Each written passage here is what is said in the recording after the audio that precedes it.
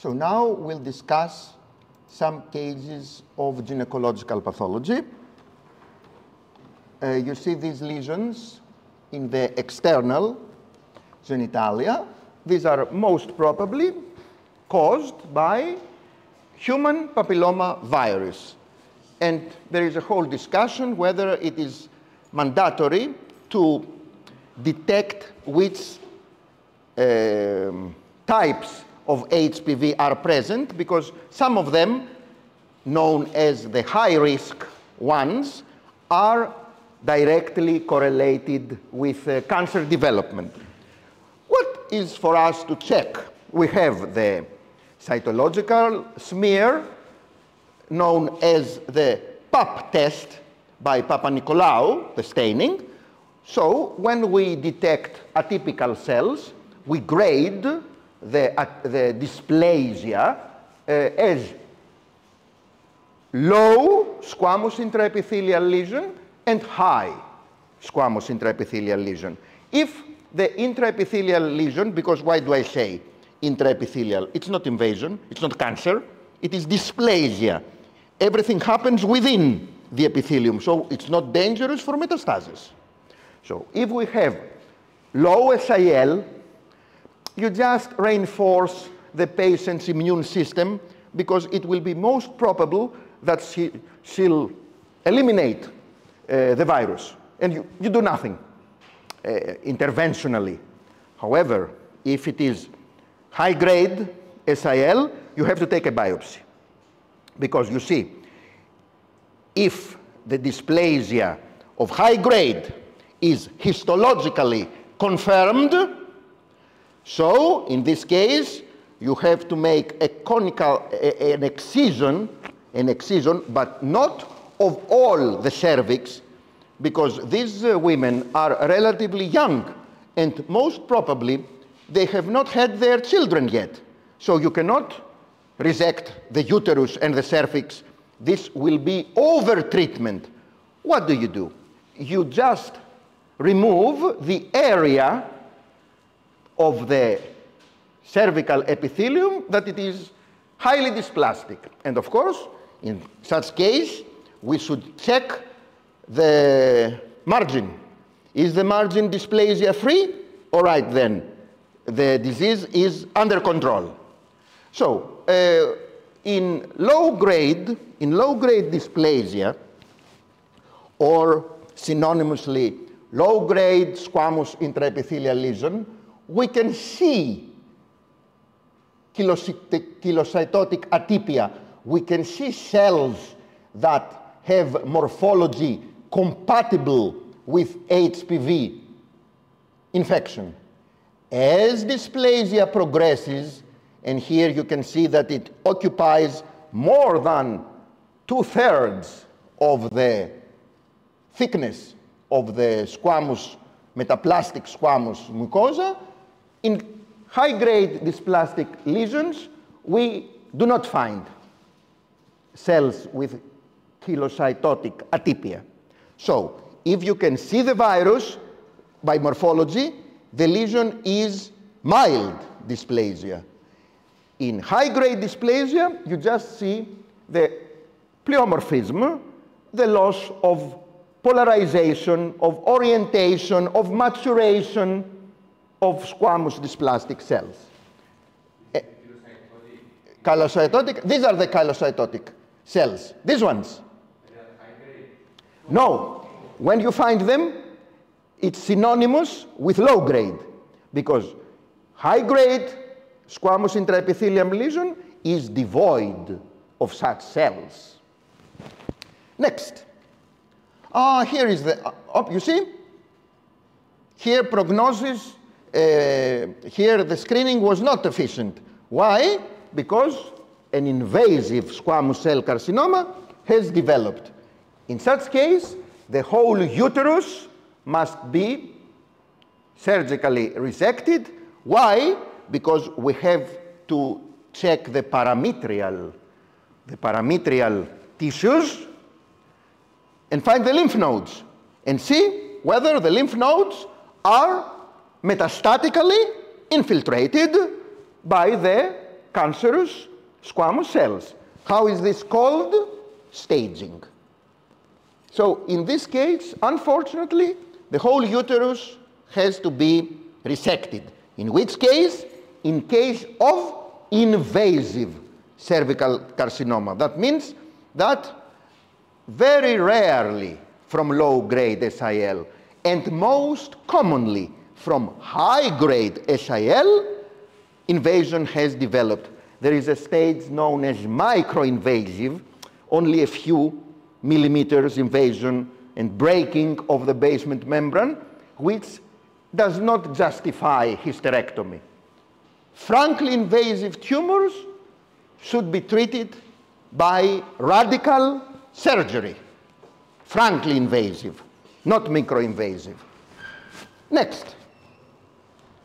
Here is endometrial tissue, which I must stress, endometrial tissue is epithelium, the cylindrical epithelium of the endometrial glands, and stroma, If this tissue is not found in the mucosa of the uterus, but it is found within the myometrium, this is called adenomyosis. Adenomyosis.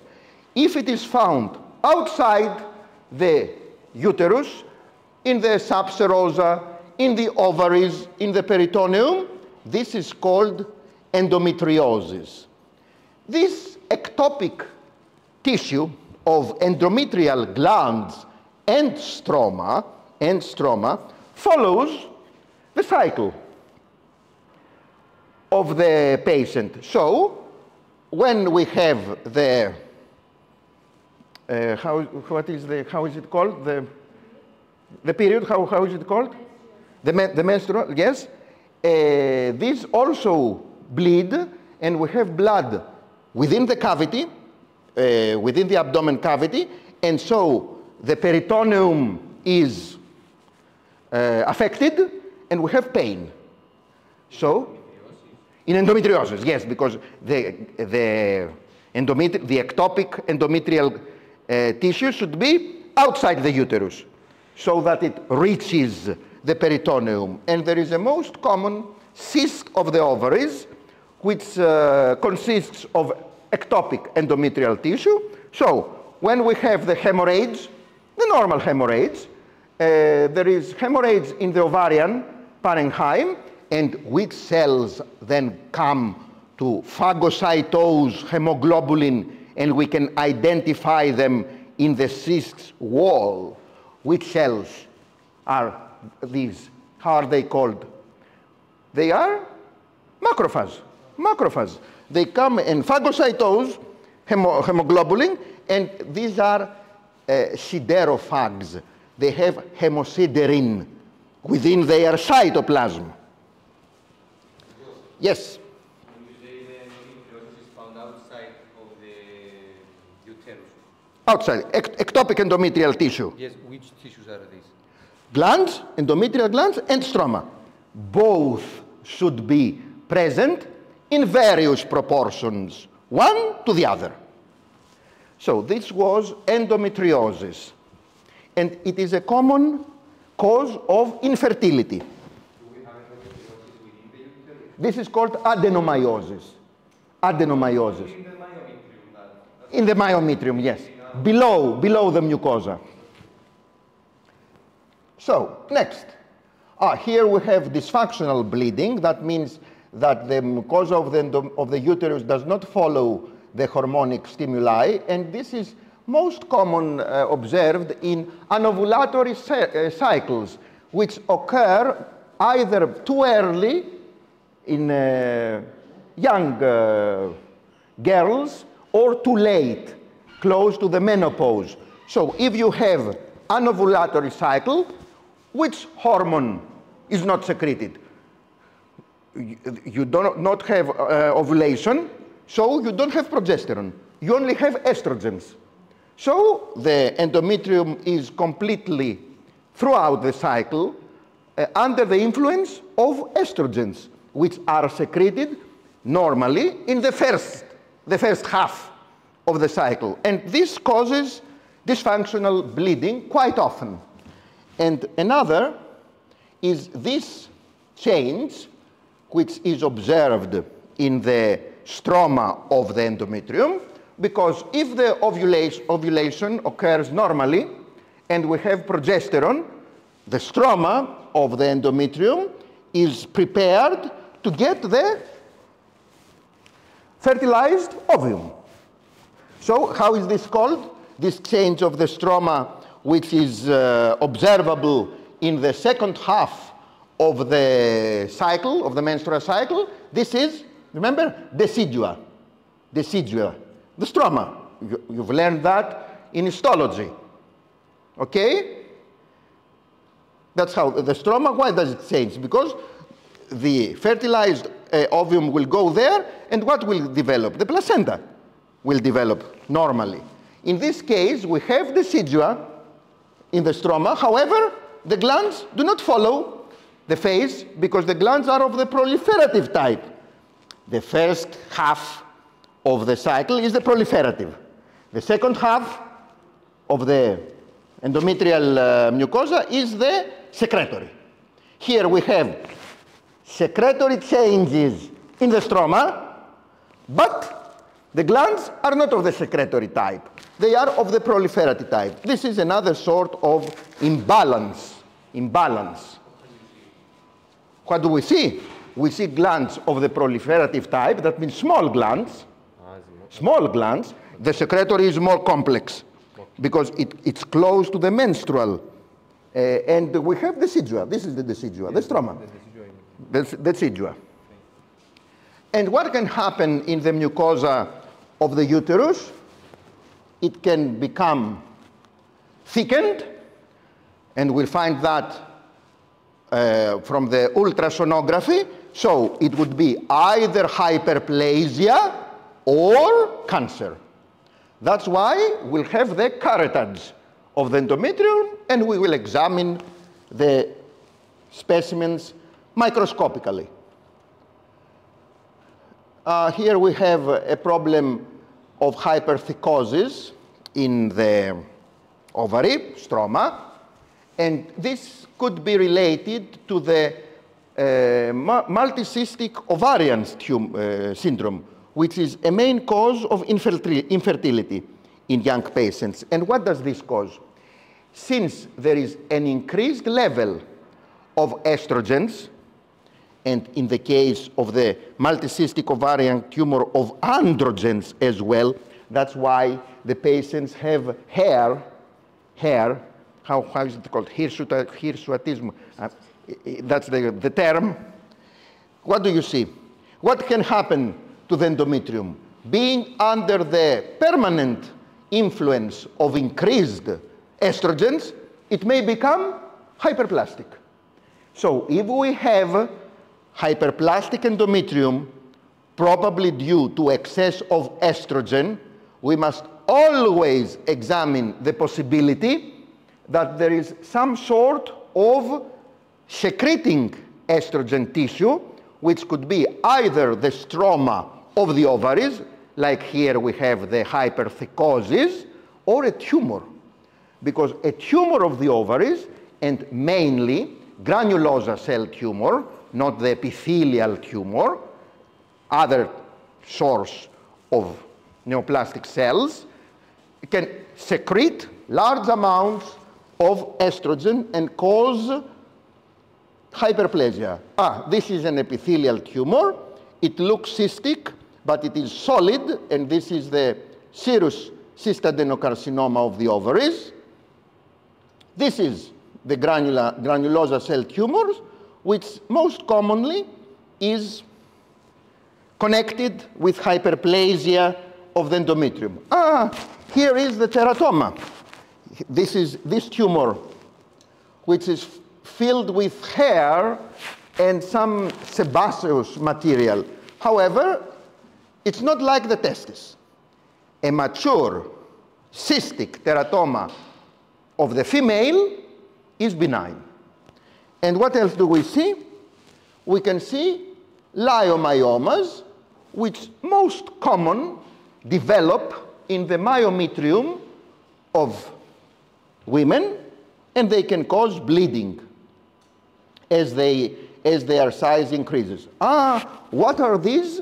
These are placental villi. Where are they? They are not within the endometrial cavity, but they are in the salpinx. So we have ectopic pregnancy. And as they develop, of course, what happens? They rupture, and we have the peritoneal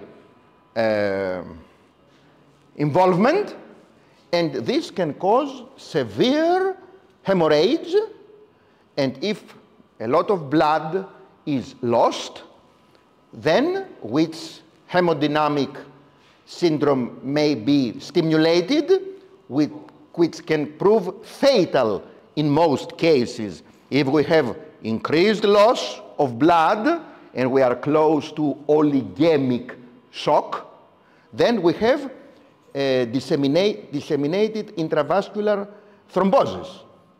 And we have both hemorrhage and clots. This is a hemodynamic syndrome, disseminated intravascular thrombosis. And in the present case, it complicates the rupture of an ectopic pregnancy. Look at these villi of the placenta. What do they look like? They look like grapes, because they are hydropic. They do not have vessels within their cores, and this is called hydatidiform mole. And in such cases, if it is complete, there is no embryo, just the hydropic villi, and we should always count the levels of human chorionic gonadotropin, because after the carotids, after all this tissue is removed from the uterus cavity, and the levels of human chorionic gonadotropin persist, that means it could be either an invasive mole invading the myometrium, or what sort of tumor? What sort of tumor can develop in such cases that we have already discussed in the testis? Choriocarcinoma. So always after the carotids of a mole,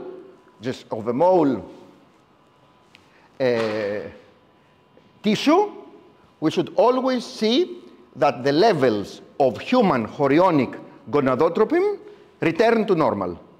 They are not found. They are no longer detectable. Okay, now, here is the choriocarcinoma with the increased nuclear atypia of its cytotrophoblastic component. Because as we said, a choriocarcinoma should have, as a rule, two sorts of cells, syncytotrophoblast and cytotrophoblast. So the cytotrophoblasts are of immense atypia. So that was our last lesson. I think that we tried to prepare you for the clinical exercise that will start shortly the next semester.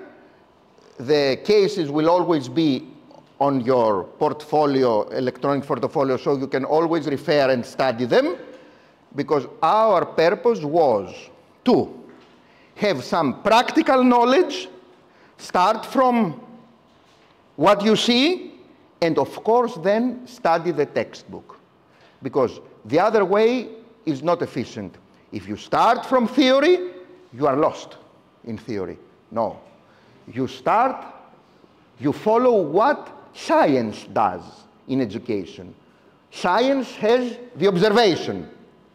You start from the observation, you discuss the observation, you feel the observation, and of course, since you are not a technician only, but a scientist, then you refer to theory.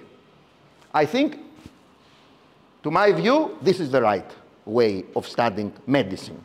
Okay, so I wish you all the best, and see you in the exams early in February. Bye-bye. Thank you. Bye.